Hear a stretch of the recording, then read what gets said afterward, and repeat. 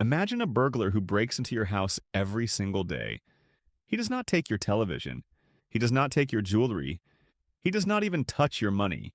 He sits at your dining table and talks to you. He interrupts you while you are working. He whispers catastrophic news in your ear while you're trying to sleep. He shows you pictures of people living better lives than you, just to make you feel small. He steals nothing physical. He steals your focus, and because of that, he costs you millions of dollars over your lifetime. We call this burglar the feed. Welcome to the attention economy. In this economy, your money is not the most valuable asset. Your gaze is. Silicon Valley has a saying that you have probably heard 1,000 times. If you are not paying for the product, you are the product. But that is too simple. You are not the product, you are the carcass. The product is the behavioral data harvested from your digital movements. The product is the prediction of what you will do next. Let us look at the math of wealth. To build real wealth, not just a salary, you need to make high-quality decisions. You need to spot patterns in the market. You need to learn complex skills. You need to build systems that work while you sleep. All of these things require one specific fuel: deep focus. Deep focus is the ability to hold a complex thought in your mind for hours without interruption. It is where value is created, but you are running on empty. The average person touches their phone 2,617 times a day. That is not a habit. That is a biological tether. Every time you scroll, you're paying a tax. You are trading your cognitive surplus, the mental energy you could have used to build your escape plan, for a microdose of cheap dopamine. You wonder why you feel stuck. You wonder why you have the ambition to be rich, but not the energy. You think you are lazy? You are not lazy. You are being mined. Your attention is a finite resource, like oil. And right now, there is a straw in your skull, sucking it dry to power a machine that doesn't care if you retire poor. It starts with the illusion of free. You download an app and it asks for $0. It feels like a gift. But in economics, there is no such thing as a free lunch. When you open that app, you are entering a casino where the house doesn't want your cash. They want your time. Because time can be converted into data, and data can be sold to advertisers. This is the new oil rush. But unlike oil, which lies deep underground, this resource is located inside your head. Every notification is a drill bit. They are extracting cognitive surplus. This is the spare brain power you have left over after you survive your day. It is the creative energy you would use to start a side hustle, to learn investing, to write a book. That surplus is the raw material of wealth creation, and they are stealing it before you can even use it. Think about the last time you had a brilliant idea. Maybe it was in the shower. Why then? Because you were bored? You were disconnected. Boredom is not a bug, it is a feature. Boredom is the gestation period for ideas, but the modern world has declared war on boredom. The moment you feel a second of lull, you reach for the device. You kill the boredom instantly with a scroll, and in doing so, you abort the idea. You are trading $1 million idea for a 10-second video. This is not an accident, it is design. Thousands of engineers are paid incredible salaries to figure out how to keep your eyes on the screen. They use A/B testing to find the exact shade of red that triggers urgency. They use variable reward schedules, the same math used in slot machines, to keep you pulling the lever. They are weaponizing your own biology against you. Your ancient brain seeks novelty for survival. The algorithm feeds you supernormal stimuli that your brain cannot resist. And the cost is the opportunity cost of your life. Every hour you spend doom scrolling is an hour you did not spend mastering a skill. Over a decade, that is thousands of hours. That is the difference between a master and a novice. The rich understand this. The titans of industry guard their attention like a fortress. They have gatekeepers. They do not have push notifications on. They understand that attention is the only asset that cannot be bought back. It is a paradox. We have infinite information, but zero focus. We are drowning in data, but starving for wisdom. In this environment, the ability to focus is the ultimate competitive advantage. If you can sit down and work on a hard problem for 4 hours without checking your phone, you are a superpower in a world of distracted zombies. But here is the dark truth. Anxious people buy more. Insecure people buy more. Distracted people are easier to manipulate. If you are content and focused, you are a terrible customer. So, the system is designed to keep you in a state of low-level chronic stress, a state of fear of missing out. It creates a hole in your soul that you try to fill with consumption. But the hole can never be filled by the thing that created it. This is the attention heist. It is the greatest transfer of wealth in human history. Instead of transferring money from the poor to the rich, it is transferring the potential for wealth from the distracted to the focused. You are standing at a crossroads. One path leads to the pod, where you are a battery for the matrix. The other path leads to sovereignty, to the control of your own mind. But taking that path requires a radical act of rebellion. It requires you to say no to the ping, no to the scroll. We need to treat our attention with the same respect we treat our bank accounts. You wouldn't hand your wallet to a stranger and say, "Take whatever you want."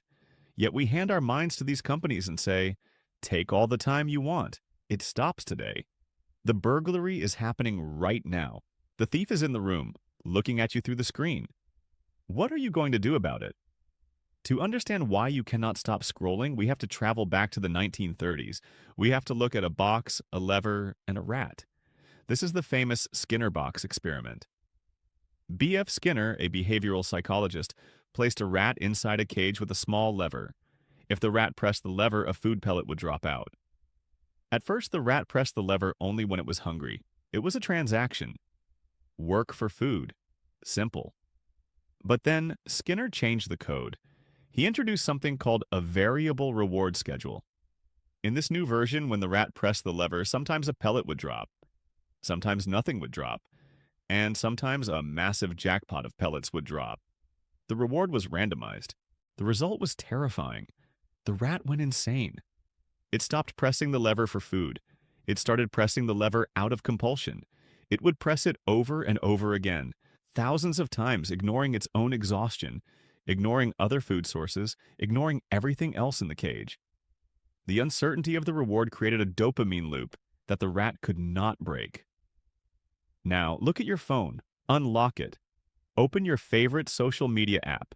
Drag your finger down from the top of the screen and hold it there. See that little spinning wheel? That little circle of animation? That is the lever. When you release your finger, the screen refreshes. What will you get? Will it be a funny video? Will it be a message from a crush? Will it be a catastrophic news headline? Or will it be nothing new at all? You do not know, and that is the point. If every time you opened Instagram you saw the exact same picture, you would never open it again. It is the unpredictability that hooks you. Your phone is not a communication tool. It is a slot machine that you carry in your pocket, and you are pulling the handle 2,000 times a day. This mechanism is engineered. The pull to refresh gesture was invented by Loren Brichter in 2009. He later said, "I have spent many hours and weeks and months and years thinking about whether anything I have done has made a net positive impact on society or humanity." He knows what he built. He built the Skinner box for humans. But it goes deeper than just the refresh. Let's talk about the endless scroll. In the old days of the internet, you had pages. You reached the bottom of a page and you had to click next. That tiny microsecond of a pause was a stopping cue. It was a moment where your brain could ask, should I keep going? The infinite scroll removed that question. There is no bottom. There is no stopping cue. The content flows like a liquid. It is designed to remove all friction so you slide effortlessly into a trance state. The architects of these systems call this flow. But it is not the flow state of a master artist. It is the flow state of a zombie. And while you are in this trance, your brain is being bombarded with what neuroscientists call supernormal stimuli. In nature, dopamine is released to motivate you to pursue things that aid survival. Food, reproduction, social bonding. It is a subtle chemical signal. But the modern digital diet is not subtle. It is a fire hose. Consider a 15-second video. In those 15 seconds, you have loud music, rapid visual cuts, bright colors, and an attractive face. It is a density of stimulation that would never occur in the natural world. It triggers a dopamine spike that is unnaturally high. This is where the damage happens. This is the concept of dopamine stacking. When you flood your brain with this cheap, high-intensity dopamine, your brain tries to protect itself. It downregulates your receptors. It basically turns down the volume dial on your pleasure centers because the noise is too loud. This creates a new baseline. Normal life becomes gray. Reading a book feels agonizingly slow. Talking to your spouse feels boring. Working on your business feels like torture.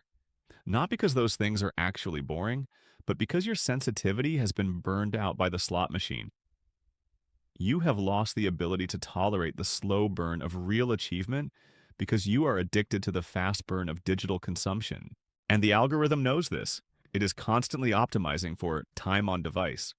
It measures exactly how many milliseconds you hover over a video. If you pause on a car crash, it shows you more crashes. If you pause on a political argument, it shows you more rage. It does not care about your mental health.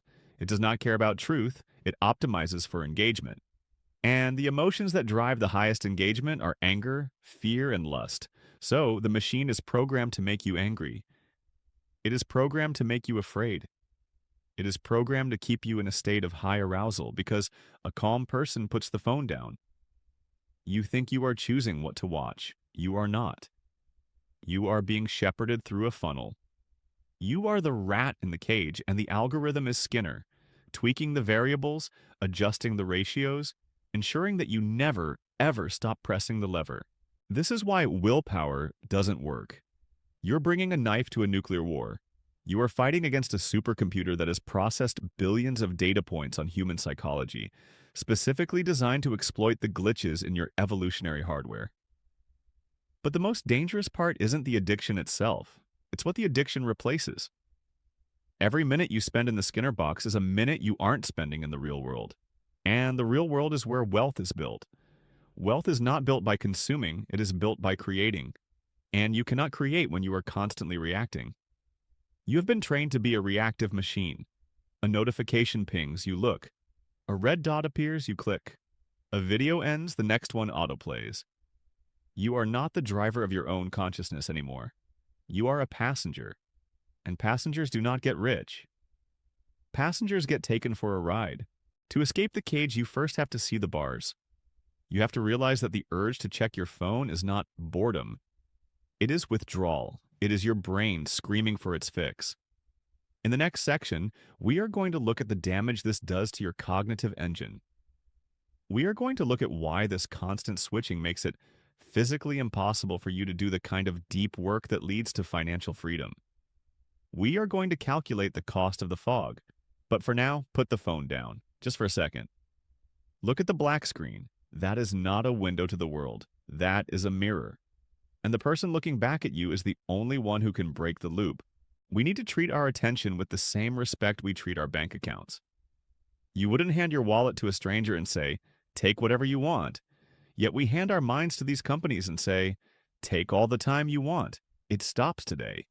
The burglary is happening right now. The thief is in the room, looking at you through the screen. What are you going to do about it? Let's talk about the cost of that slot machine. Not the time you waste, but the damage you are doing to the engine of your mind. There is a myth that we tell ourselves to feel better. It is the myth of multitasking. You sit at your desk, you have a spreadsheet open, you are listening to a podcast, and you are texting a friend. You think you are being productive. You think you are doing 3 things at once. You are not. The human brain physically cannot multitask. It can only context switch. Imagine you are writing a complex report. Your brain has loaded all the necessary files. You are holding the structure, the data, and the argument in your working memory. Then your phone buzzes. It is a text message. Did you see this? You look for 3 seconds. You laugh. You put the phone down. You think you are back to work, but you are not. According to research from the University of California, Irvine, it takes an average of 23 minutes and 15 seconds to get back to the same level of deep focus you had before the interruption. 23 minutes. Do the math. If you check your phone every 10 minutes, which is standard for the average adult, you are never focused. You are permanently operating in a state of cognitive fragmentation. You are trying to run a marathon, but you are stopping every 50 meters to tie your shoe. You will never get up to speed. You will never hit your stride. Professor Sophie Leroy calls this attention residue. When you switch from task A to task B, your attention doesn't snap over instantly. A part of your brain remains stuck on task A. You are looking at the spreadsheet, but a chunk of your processing power is still thinking about that text message. You are working with half a brain.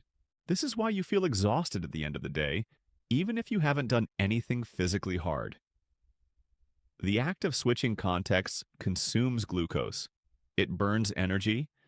You are revving your engine in neutral, burning through your fuel and going nowhere.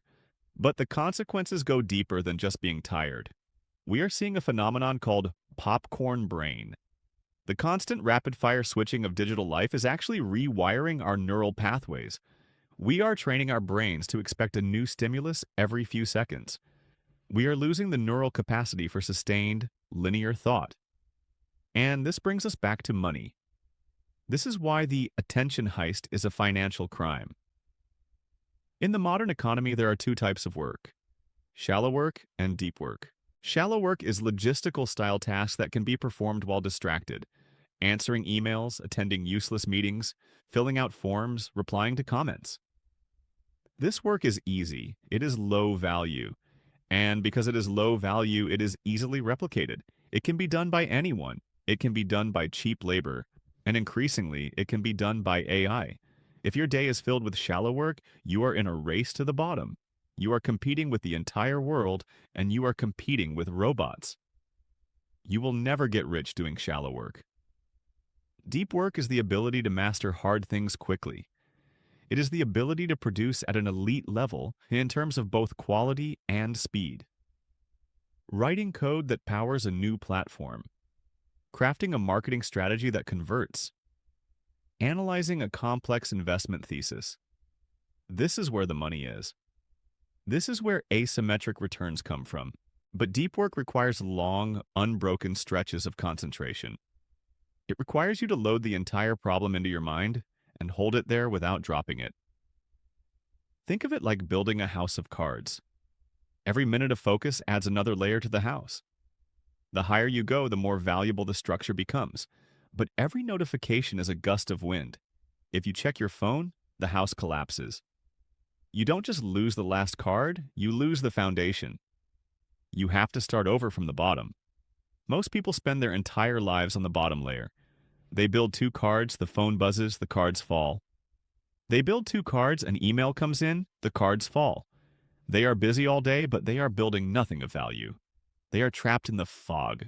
The fog is that feeling of mental cloudiness where you can't seem to grab hold of a sharp thought. It is the barrier between you and your potential. You know you are smart enough to build a business. You know you are smart enough to learn that skill. But every time you try to enter the deep water, the current of distraction pushes you back to the shallow end. This is the ultimate cost of the heist. It is not just that you are wasting time, it is that you are eroding your capability. You are lowering your functional IQ. In the previous video, we talked about how financial stress drops your IQ by 13 points. Well, digital distraction does the same thing. A study from the University of London found that constant emailing and texting reduced mental capability by an average of 10 points. That is double the effect of smoking marijuana. You are trying to build wealth while chemically impaired. You are trying to win a Formula One race while driving a car with a flat tire. The economy rewards depth. It rewards the rare. And in a world where everyone is distracted, focus is the rarest commodity of all. If you can reclaim your ability to do deep work, you immediately separate yourself from 99% of the population. You become a shark in a pool of minnows. But you cannot do that if you are tethered to the slot machine. You cannot do that if you are living in the fog. We have diagnosed the problem. We know about the biological glitch. We know about the slot machine mechanism, and we know about the erosion of your cognitive engine. The situation looks grim. The enemy has better tech, more data, and deeper pockets. But they have a weakness. They need your consent. They can build the cage, but they cannot lock it unless you walk inside. In the final section, we are going to talk about the rebellion. We are not going to talk about digital detoxes or temporary fixes. We are going to talk about a permanent restructuring of your relationship with technology. We are going to talk about how to starve the algorithm and feed your future. It is time to clear the fog. We need to treat our attention with the same respect we treat our bank accounts. It stops today. The burglary is happening right now. The thief is in the room, looking at you through the screen. What are you going to do about it? We have arrived at the final frontier, the rebellion. By now, you understand the stakes. This is not about being annoying or wasting a little time. This is about the systematic strip mining of your potential. If you do not reclaim your attention, you will never build wealth. You will live and die as a battery for a machine that feeds on your distraction. But how do we fight back? We cannot simply delete the internet. We cannot smash our phones and move to a cabin in the woods. We live in a digital world. The internet is where the money is. The internet is where the distribution is. To disconnect completely is to choose poverty of a different kind. So the goal is not abstinence. The goal is sovereignty. We need to move from being the product to being the operator.